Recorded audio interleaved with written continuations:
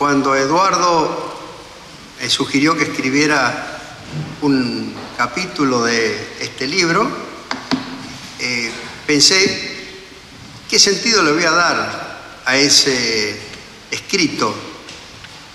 Y dije, voy a tratar de describir todos los aspectos de las políticas de los 90, de las políticas de Menem, que son relevantes para pensar en soluciones hacia el futuro de nuestro país.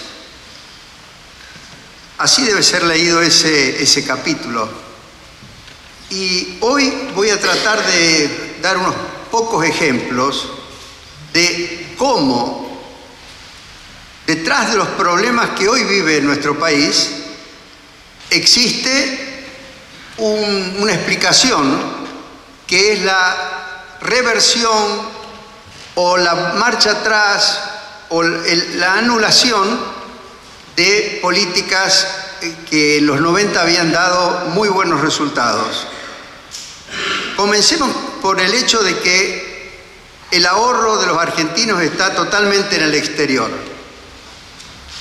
y que obviamente no hay financiamiento para ningún tipo de inversión, ni del sector público ni del sector privado, salvo la emisión monetaria, que por supuesto termina transformándose en inflación.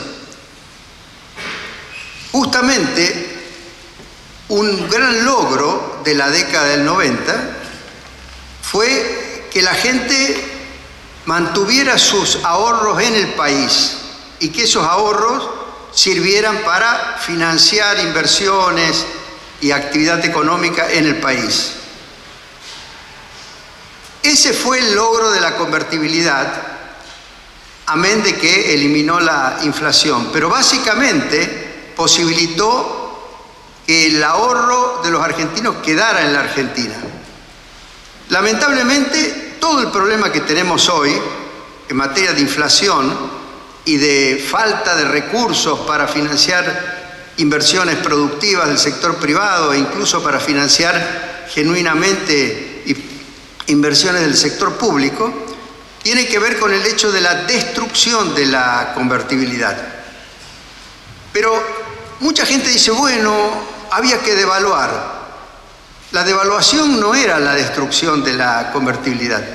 Lo que era la destrucción de la convertibilidad es decirle a la gente que tenía depositado dólares en el sistema bancario que se lo iban a transformar arbitrariamente y discrecionalmente en pesos, que la gente obviamente con la experiencia de Argentina sabía que eso significaba que se iban a desvalorizar totalmente.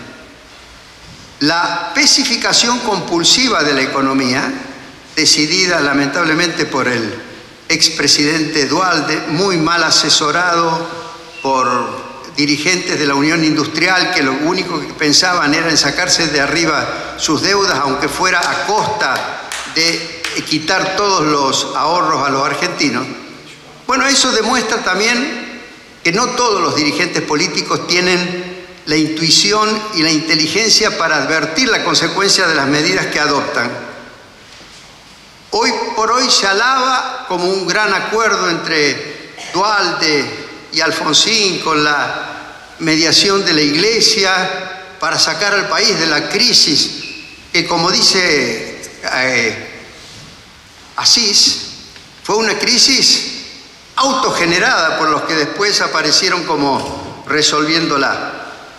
Porque se les metió la gente que lo único que le interesaba era su situación patrimonial y los convencieron de prácticamente hacerse de todos los ahorros de la gente a través del proceso de especificación. Y por supuesto, decidida la especificación, la devaluación iba a ser tremenda, porque toda la gente que creía tener dólares, de repente se encuentra con que tiene pesos y por supuesto sabe que los pesos se van a desvalorizar y eso provoca una demanda de dólares enorme y el precio del dólar se va a las nubes. Por supuesto, ahí es cuando se produce la gran caída del salario real, cuando se produce el aumento de la pobreza más alto que uno puede imaginar. Ahora, después de haber armado una narrativa mentirosa que ha engañado a todo el mundo, hablan de la crisis del 2001 como la responsable del aumento de la pobreza, la disminución de los salarios reales, la estafa a los jubilados, y en realidad todo eso ocurrió precisamente porque se destruyó la convertibilidad, no tanto porque se hubiera producido una devaluación, que en realidad una vez que se iba a terminar la reestructuración de la deuda pública posiblemente hubiera sido necesario hacerla, pero por supuesto no una tremenda devaluación como la que realmente existió. ¿Por qué destaco todo esto? Destaco esto porque en realidad, para pensar en salir del entuerto actual de la economía argentina, va a ser necesario volver a uno de los aspectos claves de aquel régimen de convertibilidad. Algunos hablan de la dolarización completa de la economía, otros de un sistema bimonetario donde se pueda utilizar también el dólar para ahorrar, pero sin duda que va a ser necesario volver a un régimen como ese. Esto para hablar del tema de la inflación, pero ¿qué decir si vamos a hablar del tema de la energía, de los subsidios y de la falta de oferta, tanto de electricidad, gas, como de petróleo y servicios vinculados a todo esto? La transformación que se hizo en el sector energía durante el periodo de Menem causó admiración en el mundo e incluso la copiaron no solo de varios países de América Latina, sino hasta en California de los Estados Unidos cuando tuvieron un problema de organización de su sector eléctrico.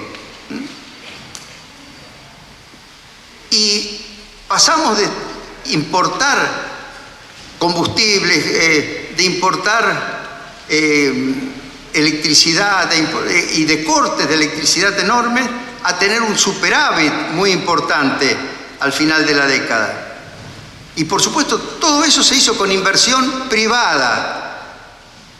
Y acá tengo que destacar el hecho de la privatización, que fue no una venta de las joyas de la abuela, como decían para burlarse, sino realmente un proceso de capitalización y de modernización de todos los servicios y de todos los sectores tan importantes de la economía argentina. Lamentablemente, esas políticas se revirtieron también junto con la especificación compulsiva de la economía, porque a partir de ahí quedaron prácticamente incumplidos todos los contratos de concesión, virtualmente se expropió el capital de los que habían invertido en la creación de la capacidad de generación eléctrica o de extracción de gas o de petróleo y en los servicios de transporte, y a partir de ahí se administró muy mal todo el sistema de fijación de precios y tarifas, y por eso finalmente tuvieron que empezar a dar subsidios, que es otro de los graves problemas. Subsidios económicos eran cero en la década del 90 y la gente podía pagar perfectamente la electricidad, el gas y todos los servicios, que incluso gracias al proceso de modernización se habían abaratado. Y ahora está todo este problema tan serio de los subsidios que forman una parte importante del gasto público. Otro ejemplo de la vuelta atrás de una política que había dado muy buen resultado, que ha agravado la situación que estamos viviendo hoy. Y que para salir va a haber que volver a pensar exactamente en lo que fueron las reformas de los 90. Y podría dar muchos ejemplos en el sector agropecuario. La transformación que se produjo en el sector agropecuario y en los servicios para la agricultura, incluido por supuesto el dragado del río Paraná y los puertos y todas estas cuestiones, se hicieron junto con la eliminación de las retenciones que le devolvieron al productor realmente el fruto de su trabajo. Bueno, lamentablemente también desde el año 2002, supuestamente para compensar el efecto de la devaluación, se reintrodujeron las retenciones, y las retenciones son un factor de desaliento de la producción agropecuaria. Muchos dicen, no, el campo sigue produciendo, pero comparemos lo que pasó en Argentina desde el 2002 en adelante con lo que pasó en Brasil o en Paraguay. La expansión agrícola y las exportaciones desde esos países que antes producían y exportaban mucho menos que nosotros fue impresionante, mientras que acá crecimos pero muy lentamente. Después se dice que el problema es que en la década del 90 se desindustrializó al país. Otra mentira. Nunca aumentaron tanto las exportaciones de manufactura como en la década del 90. Luego se estancaron y están creciendo muy poco, a pesar de que teóricamente se les dio tipo de cambio para estimular las exportaciones, pero como en realidad se desarmó el esquema de aliento genuino a las exportaciones, que significa la eliminación de los impuestos distorsivos que encarecen los costos de producción, y se introdujo una inestabilidad que hace imposible hacer acuerdos estables con el exterior, participar en cadenas de valor. El sector industrial se estancó y solamente se piensa, para poder desarrollar al sector industrial, en promover la sustitución de importaciones, aunque sea con mucha ineficiencia, porque obviamente la producción de bienes manufacturados para el exterior, que es la forma que han usado todos los países que se han industrializado genuinamente, está virtualmente vedada en nuestro país. Todo lo que es la apertura de la economía, y por supuesto acompañado por una política exterior que fue impresionantemente positiva en aquella década y que se ha revertido totalmente. De aquella década quedó el hecho de que estamos en el grupo de los 20 y además recuerdo cuando teníamos algún enfrentamiento con el presidente Menem, pero a él lo llamó Clinton para invitarlo como el único presidente que alguna vez fue invitado a una reunión como la que comienza mañana del Fondo Monetario y del Banco Mundial en Washington, y justo a mí me habían invitado para ir a hablar de la convertibilidad en Rusia, que estaba pasando por una crisis muy grande. Me acuerdo que habíamos interrumpido el diálogo con el presidente Menem por algunas cuestiones que no vienen al caso y que ya son anécdotas, pero vistas a esta perspectiva a mí me hubiera gustado evitarlas, pero él me llamó y me dijo: Mingo, mira lo que hemos conseguido juntos. A mí me llama Clinton para participar en la reunión del Fondo Monetario y del Banco Mundial, y a vos te llama Yeltsin para ir a asesorarlo a los rusos. Entonces me dice: dejemos de lado estas pequeñeces de nuestras disputas intestinas y pensamos en lo que podemos hacer y podemos seguir haciendo por el país, y lo mucho que se hizo en ese sentido. En fin, traje estos temas porque yo creo que hoy, cuando me piden algún consejo respecto de cómo salir de este atolladero, yo digo, vuelvan a mirar lo que fue la década del 90, y hay una gran cantidad de cosas que se revirtieron y que hay que retomar en la dirección en la que venían en aquel momento. Y eso va a permitir que se resuelvan los problemas. Por supuesto, se va a necesitar un liderazgo como el que aportó Carlos Menem y una claridad de ideas y de pensamiento como la que él fue capaz de percibir e implementar. En fin, no quiero seguir hablando en estos términos, pero es muy importante volver a repensar. Por eso vale la pena que la gente lea este libro. ¿Cómo se resuelven los problemas? Se necesita pensar en términos de una organización de la economía en línea con la organización política del país, que refleje plenamente los principios de la Constitución Nacional, de la Constitución alberdiana, con las modificaciones que ha venido recibiendo, entre ellas la de 1994. Pero, por ejemplo, en materia económica, los principios de Alberdi, de organización de la economía, son los principios que tuvo en cuenta Menem,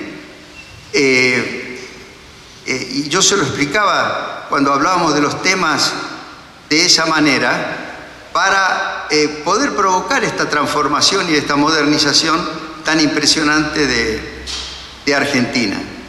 Por supuesto, quedaron muchos temas por resolver. Por ejemplo, el tema de la desocupación.